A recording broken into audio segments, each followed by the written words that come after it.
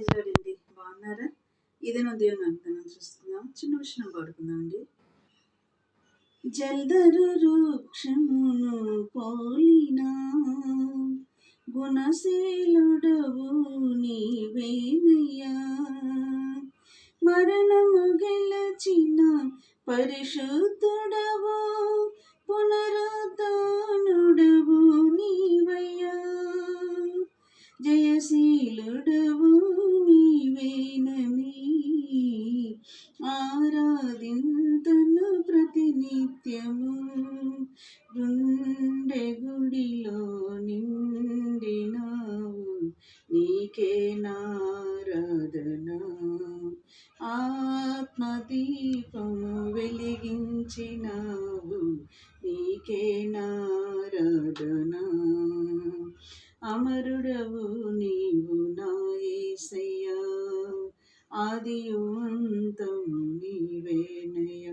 ఆదిలో ఉన్న నీ వాక్యమే ఆదరించెను శ్రమ కొలిమిలో, సొమ్మసిల్లక సాగిపోదు సియోను మార్గములో.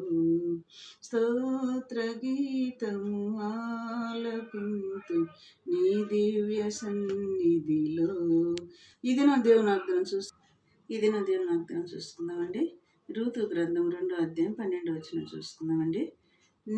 యెహోవా నీవు చేసిన దానికి ప్రతిఫలం ఇచ్చును. ఇశ్రాయేలు దేవుడైన యెహోవా రెక్కల క్రింద సురక్షితంగా ఉండినట్లు నీవు వచ్చితివి. ఇది నా వాగ్దానం అండి. యెహోవా నీవు చేసిన దానికి ప్రతిఫలం ఇచ్చును. ఇశ్రాయేలు దేవుడైన యెహోవా రెక్కల క్రింద సురక్షితంగా ఉండినట్లు నీవు వచ్చితివి. ఇది నా వాగ్దానం అండి. ఇటు వాగ్దానాన్ని బట్టి మనం ప్రార్థన చేద్దాం. నిజమే, ఆయన రెక్కల కింద సురక్షితంగా మనం దాచిపెట్టబడతాం. ఇది నా వాగ్దానం అండి. వాగ్దానాన్ని బట్టి ప్రార్థన చేద్దాం. స్తోత్రములు ప్రభా. ఇటు వాగ్దానం వింటున్న బిడ్డలు, చూస్తున్న బిడ్డల్ని దీవించి ఆశీర్వదించి మమ్మల్ని అందరిని కూడా నీ రాకడకు ఆయత్తపరచు. యేసయ్య నామములో అడుగుతున్నాం తండ్రి, ఆమేన్. God bless you.